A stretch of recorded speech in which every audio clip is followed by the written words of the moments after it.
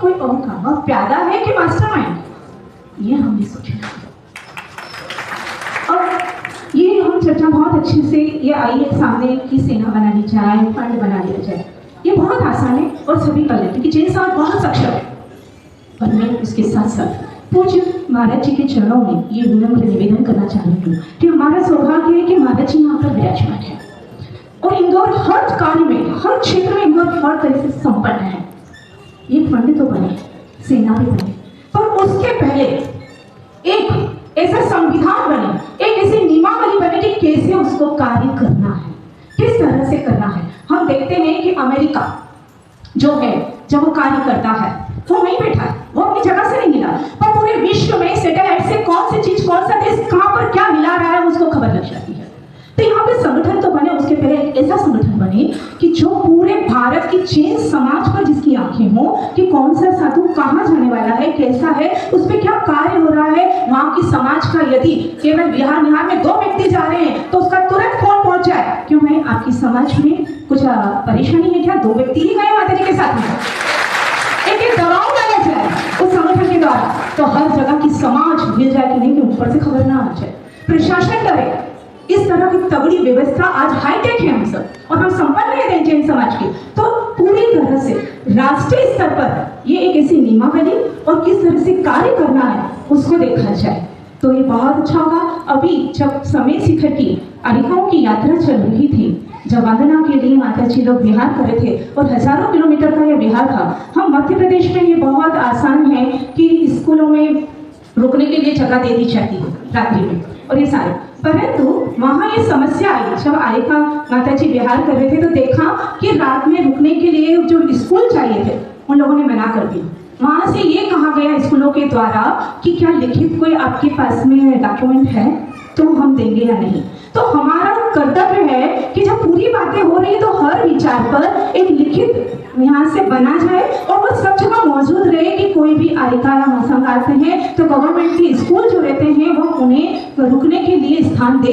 इन सब छोटी छोटी बातें जो हैं उनको कैसे संचालित करना है, किस तरह से करना है, कैसे सुरक्षित करना है, क्योंकि फंड तो बन जाएगा, सेना भी बन जाएगी, तो कहीं और पीछे ना हो जाए। नहीं तो आजकल हाँ वो फंड और समाज और ये सब तो बना है, वो जाकर के बिहार करा अपना क्या काम है, हम रुपए दे देंगे, ऐसा नहीं। उसकी क्या कार्यवाही रहेगी, उसका ऐसा दबदबा रहे कि पूरी जैन समाज कहीं किसी की भी हो, भारतवर्ष या विदेश में भी वो इतनी मिल जाए कि वह कहीं संकेत ना भेजे कि आपका ऐसा हो रहा है, कार्य नहीं हो रहा है। तो ये महाराज जी यहाँ पर बैठे हैं, उनके सानिध्य में इंदौर में ये बहुत अच्छे से टेक्नोलॉजी को भी ध्यान में रखते हुए ये कार्य हो, ऐसी मेरी भावना है। पूज्य विमल शैलेश महाराज जी के चरणों में कि सोमवार का दिन प्रातः 8 बजे सब एक से गणवेश में, पुरुष वर्ग सफ़ेद ड्रेस में और महिलाएं आपके केसरिया परिधान में जाकर मौन जुलूस निकाले और ज्ञापन दे। ज्ञापन का मसौदा भी आप सबको वेबसाइट पर और अन्य सोशल मीडिया के माध्यम से उपलब्ध है,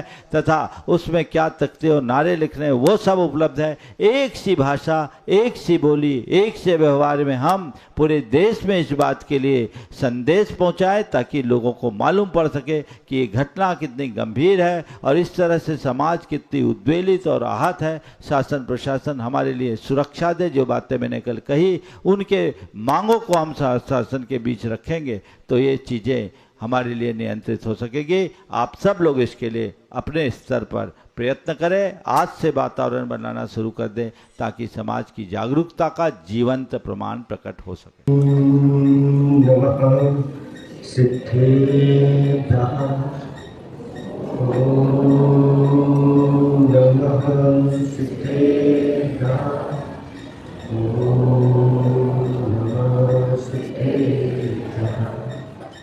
मंगलम भगवान वीरो मंगलम भक्तमोहनी मंगलम सुंदरकांत जय धर्मो सुमंगलम सर्वमंगल मांगल्यम सर्वकल्याणकारिकम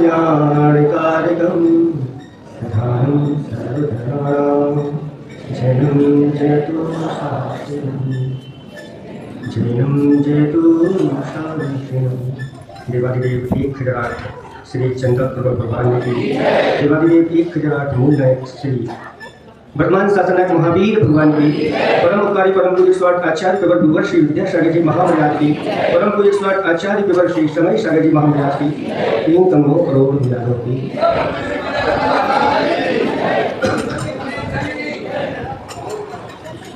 धर्म से ही परमात्मा हो।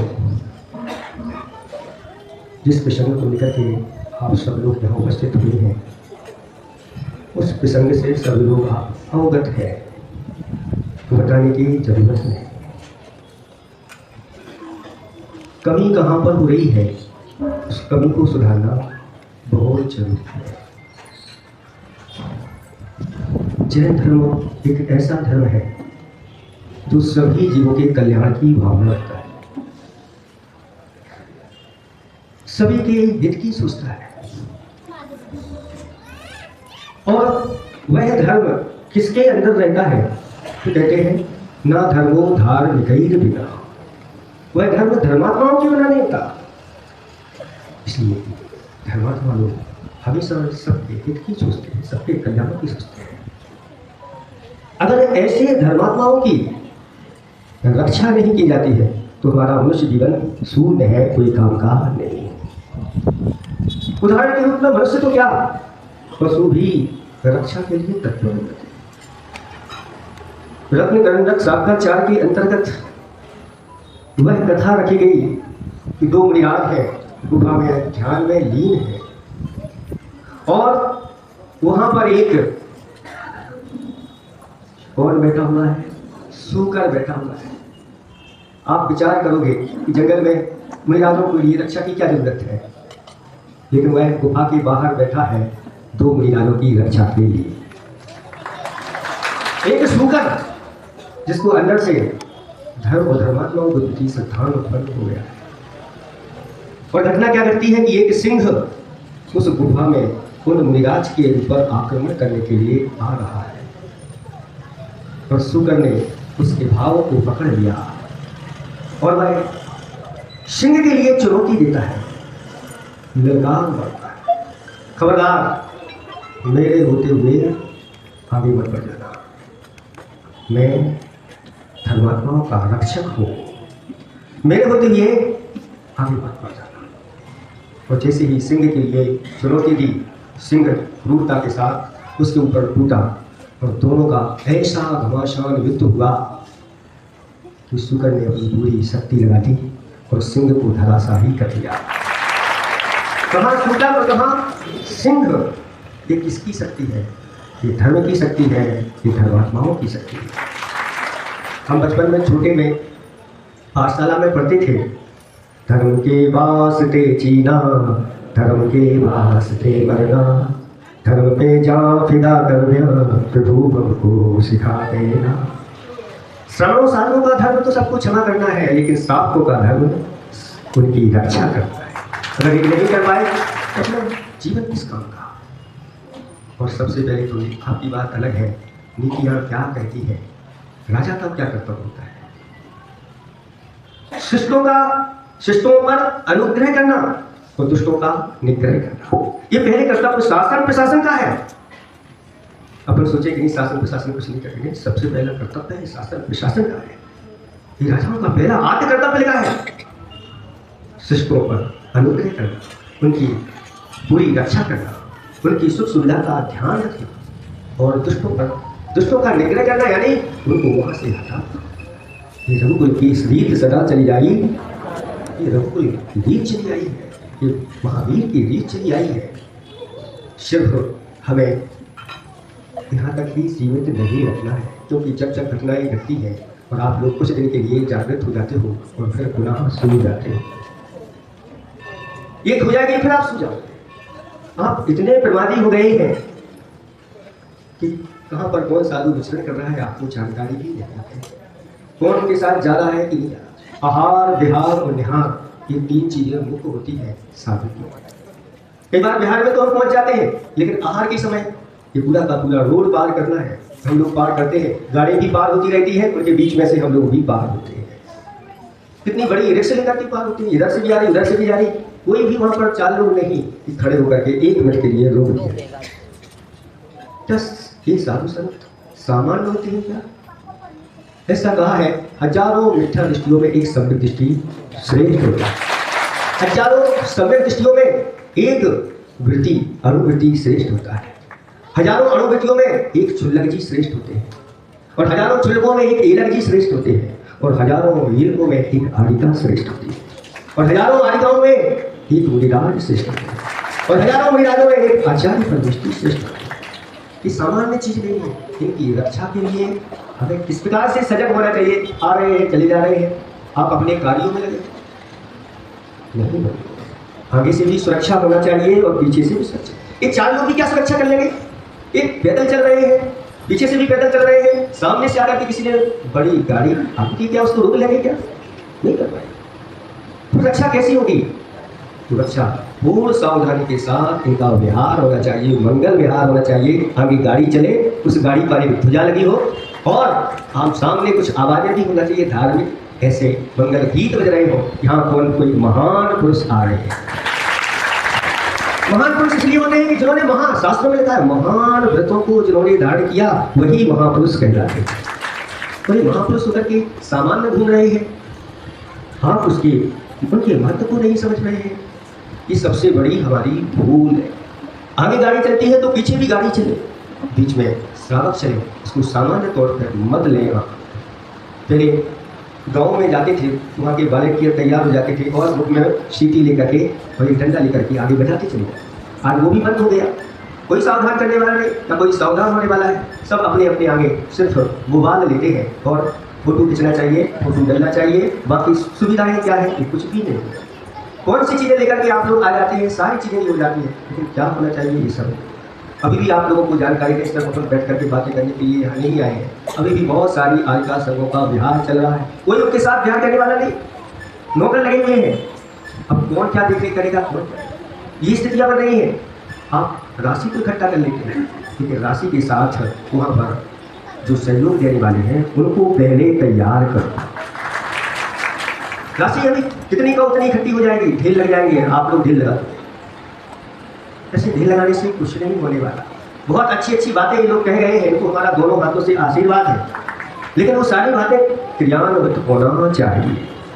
क्योंकि हम लोग सब देखते हैं, साधु क्या कहे? अपनी व्यवस्था नहीं कर सकता साधु, तो आपकी व्यवस्था क्या करेगा? श्रावक लोग ऐसे चलते हैं, हम लोगों के साथ कमंडल लेकर के चलते हैं, और शाम को आते आते लेट हो जाती है। अब उनको कोई पूछे कि हम कौन पूछेगा? वो चल तो रहे हैं, लेकिन पूरे की कोई व्यवस्था नहीं, बेचारे गला सूख रहा है, जैसे तैसे करके घर पहुँचते होंगे, कब पहुँचते होंगे, ये व्यवस्थाएं नहीं हो पा रही है। इसलिए आप लोगों को अच्छी तरह से साधु के साथ की घटना घटी। हमारा अपना धर्म तो होता ही है साथ में, लेकिन साधु का अगर कोई बिगाड़ना चाहता है तो उसका कोई कभी कुछ बिगाड़ नहीं सकते। कहा है कि निर्धनता ही धन है जिनका, निर्धनता ही धन है जिनका, मृत्यु जिनका जीवन है। क्या कर सकता कर्म शत्रु भी, ज्ञान चक्षु संजीवन है। जिनका निर्धनता सब कुछ क्या कर दिया, हमारा कौन क्या लूट पाएगा? मृत्यु को ही हम लोग अपना जीवन मान करके चलते हैं, मृत्यु से डरते नहीं। मृत्यु ही हमारा जीवन है, और हमारा कर्म शत्रु भी कुछ बिगाड़ नहीं सकता, क्योंकि हमारे पास ज्ञान चक्षु संजीवन है, सम्यक ज्ञान है। तो दोनों आलिकाएं चर्या करती हुई जा रही थी, अपने व्रतों से युक्त थी। अचानक घटना है, किसी ने उनका कुछ बिगाड़ दिया हो, तत्काल भगवान का नाम लेते हुए और स्वर्ग की ओर यात्रा होती है, जब शरीर प्राप्त कर लिया। लेकिन जिस व्यक्ति ने ये उद्देश्य बनाया है कि उनका अहित करना है, ऐसा व्यक्ति 3 काल में बच नहीं सकता। कर्म उसको कहीं छोड़ने वाले नहीं। आप यहाँ उसको सजा भी दिला दोगे, इतनी सजा कर्मों के लिए मंजूर नहीं है। शास्त्रों में लिखा है, जिन्होंने ऐसे अहिंसा का पालन करके साधुओं पर कुछ भी आक्रमण किया है, नरकों में जाकर के असंख्यात वर्षों तक उनके लिए ऐसी वेदना मिलती है कि वह उसी भाव में पूर्ण नहीं होती। वहां से निकल करके यहाँ फिर आते हैं, यहाँ वेदना, और फिर बार बार नरकों में जाके वेदना कर्म छोड़ता नहीं। हम उसके लिए कितनी सी सजा दे पाएंगे? आप ज़्यादा सजा नहीं, लेकिन आप सबको अब सजग रखने की बहुत ज़रूरत है, अपने प्रमाद को छोड़ने की ज़रूरत है। और जैसे इस बहन ने बोला, बहुत अच्छा, इतना अच्छा बोला, इस प्रकार से व्यवस्था होना चाहिए कि दुनिया में कौन साधु कहाँ व्यवहार कर रहा है, पूरा एक डाटा एक स्थान पर होना चाहिए, और एक व्यक्ति उसी के लिए लगना चाहिए। साधु परमेष्ठी आप लोगों के लिए क्या नहीं करते? जब आपकी कोई बात आती है तो आपके साथ हो जाते हैं, चलो हम बैठे 1 घंटे नहीं 2 घंटे 3 घंटे को बैठ जाते हैं, जहाँ तो आपका कौन कार्यक्रम है उसमें हम शामिल हो जाते हैं। तो आप लोगों का क्या कर्तव्य है, आप विचारें।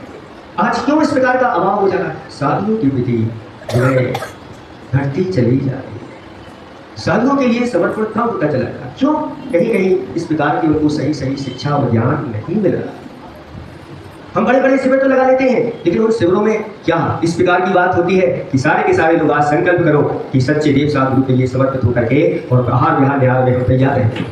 आप शिविरों की प्रशंसा बहुत कर रहे हो, एक प्रशंसा है, यहाँ ज्ञान मिल रहा है, यहाँ ज्ञान मिल रहा है। सिर्फ ज्ञान नहीं, सम्यक ज्ञान कितना मिल रहा है। क्या वहाँ ये बातें होती हैं? अगर ऐसी बातें हो रही हैं क्योंकि ये सच्चे देव शास्त्र मूल तत्व है और ये तत्व सुरक्षित रहे तो फिर सब तत्वों का सिद्धांत सही सही हो जाएगा। और अगर ये नहीं हो पाया, ऐसे आप चेक करिए, इन शिविरों में सिर्फ ज्ञान ही मिलता है कि साधु संतों के प्रति समर्पण का भाव भी जागृत होता है। कितने यहाँ से निकल करके साधु संत बनते हैं इन शिविरों से निकल करके? कितने लोग साधु सेवा में तत्पर होते हैं? आप देखिए, अगर नहीं है ऐसे शिविरों की आप ताली बजा करके प्रशंसा मत कीजिए। ऐसे शिविर तो साधुओं के आशीर्वाद से लगते हैं। अभी एक प्रश्न आया यहाँ पर, किसी ने क्लास डाल दी तो किसी में उसने आ गया कि भाई ये साधु संत ही क्यों पढ़ाए? जैसा प्रश्न आ गया है कि साधु संत ही क्यों पढ़ाए? सब पढ़ा सकते, उनसे ही क्यों पढ़ना, हमसे भी तो पढ़ो। याद रखो, जिन्होंने कभी साधु संतों से नहीं पढ़ा उनसे दीनदार में कभी नहीं पढ़ना। याद रखो इसको, सोचा सबको, जिन्होंने साधु संतों से नहीं पढ़ा, उनके चरणों में आकर के नहीं पढ़ा, उनसे बिल्कुल भी नहीं पढ़ना। ऐसे विद्वान नहीं बनना, ऐसे ज्ञानी नहीं बनना। इस सबको आपको ध्यान रखना है और जल्दी से जल्दी आप सब लोगों को, आपके कहीं भी रहे, आपके कोई भी कॉलोनी में रहे, आहार विहार निहार में सभी लोग जागृत रहे। और आज से ही आप लोग विचार विमर्श कर लें, जैसा ऊपर से बड़े बड़े महाराजों का आदेश है, एक सूत्र में बने, अपनी अनुकूलता मत देखें। नहीं, हमारे तो संडे की अनुकूलता है तो संडे, वहाँ से चाहे संडे हो, चाहे मंडे हो, चाहे सोमवार हो, चाहे जो घोषित हो गया वो सबको ये करना है। इस प्रकार से ये जो जुलूस है, इस जुलूस में अब एक पूर्ण रूप से सबको हमारा ये कहना है कि आप लोगों का काम है सिर्फ हमारा तो उपदेश देना है। और ये उपदेश तो हम आपको एक बार नहीं कई बार देंगे कि धर्म और धर्मात्माओं की रक्षा करना आपका पहला कर्तव्य है। और एक ही बैनर में ये पूरा निकले, हम लोगों की आवश्यकता नहीं है, समझ रहे हैं आप लोग? उसमें हम लोग रखें नहीं, ये आप लोगों का कर्तव्य है। और आप लोग एक बैनर तले सब आवाज वृद्ध उसमें शामिल हो और तब तक अपने सारे आप दुकान जो भी व्यापार है इतने घंटे के लिए आपको बंद रखना है। 8 बजे से राजवाड़ा पे, हाँ, कलेक्टर ऑफिस पर, और कितने घंटे के लिए? सिर्फ 2 घंटे के लिए। ये मात्र 2 घंटे के लिए आप लोगों को वहाँ उपस्थित होना है। और इस प्रकार से आप बना लीजिए, समय बहुत हो गया है, इतना ही हम संक्षिप्त में पर्याप्त समझते हैं। और आप लोग अब जागृत होंगे, सिर्फ बातों बातों तक काली नहीं रहेगा।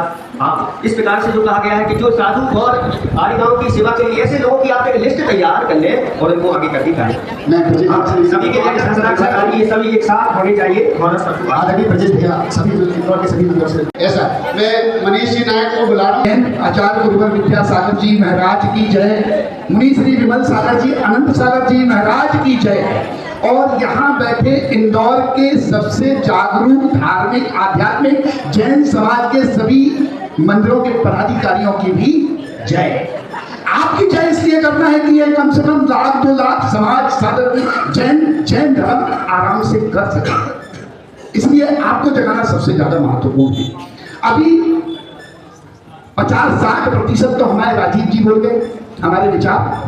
हम केवल एक बात बोलना चाह रहे हैं कि ऐसी कितनी श्रद्धांजलि सभाएं होती आई और भविष्य में होंगी, और हम यहाँ मंचों पर आगे खड़े खड़े वैचारिक क्रांति के माध्यम से अपने मन को, और हम ज्यों के त्यों, कारण हम आंदोलित नहीं होते अंदर से। अगर हम अपना समग्र इतिहास देखें तो आपको पता लगेगा 1.5% लोग विजयनगर साम्राज्य में चामुंडा राय जी के समय, दान चिंतामणि एक पुस्तक है, उसको पढ़ लीजिए, आपका अस्तित्व आपको पता लग जाएगा कि आप कितने सामर्थ्यवान थे, कितने शक्तिशाली थे।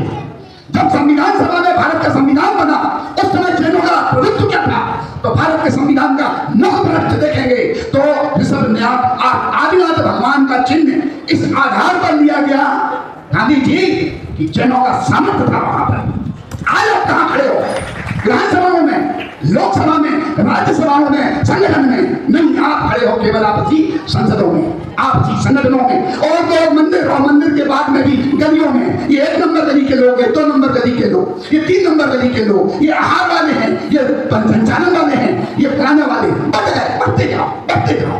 आइए, दुर्घटना दुर्भाग्य का विषय है। सोचो आप, अहिंसा, दया, करुणा, प्रेम की मार्ग दिखाने वालों को मार्ग में हत्या कर दी गई, अप्रत्यक्ष हत्या कही जाएगी। ये विचार करना चाहिए हमें। हम अभिषेक पूजन मंदिर तो आते हैं, लेकिन आंदोलित नहीं होते। अभी आएंगे, मैं तो सोच रहा था कल 2-5 हजार लोग होंगे। ये हमारी संवेदनशीलता है, यह हमारे जागरूक होने का, धार्मिक होने का प्रमाण है।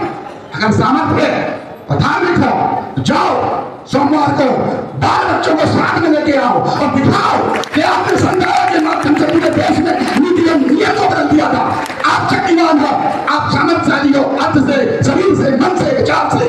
आचार्य गुरु विद्यासागर जी परंपरा में उनकी खदान से निकले हुए ऐसे कोहिनूर के हीरे विमल सागर जी और अनंत सागर जी महाराज की उपस्थिति में आप आध्यात्मिक स्नान करो और उस ऊर्जा को संचित करो और दिखा दो कि हम अहिंसा धर्म की स्थापना के लिए हिंसा की आक्रामकता का अभिनय भी कर सकते हैं और उस अभिनय से हमें छुड़ा देंगे। नमोस्तु मेधावी, बहुत सुंदर भावों से, निश्चित रूप से ऐसे वक्त जब हमारे बीच में आते हैं तो हमें भी लगता है कि हम जैन हैं, क्षत्रिय वंश के वंशज हैं हम लोग। हनुमान जी थे, उनको मालूम नहीं था कि आपके अंदर शक्ति है, लेकिन जब उन्हें बताया जाता है कि तुम पहाड़ उठा सकते हो तो वो पहाड़ उठा लेते थे। तो ऐसी शक्ति हम सबके बीच में भी आए। मनीष भैया ने ऐसा उद्बोधन दिया। मैं हमारे अध्यक्ष आनंद जी गोधा आने वाले हैं, एक सुदीप भैया परिवार समाज से कार्याध्यक्ष हैं, ये भी भैया निवेदन से विनती करूँगा 1 मिनट रखें, गुरुदेव को हाथ चर्या के लिए भी निकलना है। मैं भैया मैं समझ रहा हूँ, लेकिन अब एक संचालक की मजबूरी समझो, आप कम से कम 20 लोग आगे उठा रहे पीछे। सभी को जय जिने, मैं आपकी आज्ञा का पालन करूंगा। त्याग, तपस्या, संयम का पालन करने वाले मद विहारी जो समाज को धर्म और अहिंसा का मार्ग दिखाते हो, उनके साथ अगर ऐसी घटना हो जाए तो बहुत निंदनीय है। जैसा कि अभी अमृत भैया और सभी ने बोला कि संथाल में इंदौर का नाम चला था और पूरा हिंदुस्तान हिल गया था, तो वही रैली जो रीगल चौराहे से लेकर कालनी में करते सिर्फ जैन ही दिख रहे थे, संगठित रैली थी, अनुशासन वाली रैली थी। वही रैली का दोबारा अगर संचालन हो, क्योंकि पूरा मध्य प्रदेश इंदौर को देखता है, घर में बड़े भाई को छोटे भाई देखते हैं, उसी तरह पूरा मध्य प्रदेश इंदौर को देख रहा है कि आगे कार्रवाई इंदौर से क्या होने वाली है। तो हम इंदौर वालों को जागरूक होकर, एक होकर ये कार्रवाई करना चाहिए। नमस्ते। बहुत सुंदर। मैं अंत में हमारे सामाजिक संसद के अध्यक्ष आदरणीय आनंद भाई को निवेदन करता हूँ, 2-3 चीजों का निर्णय हम यहाँ पर लेंगे आनंद भाई के माध्यम से। मैं पुनः निवेदन करता हूँ जितना भी पंच कल्याण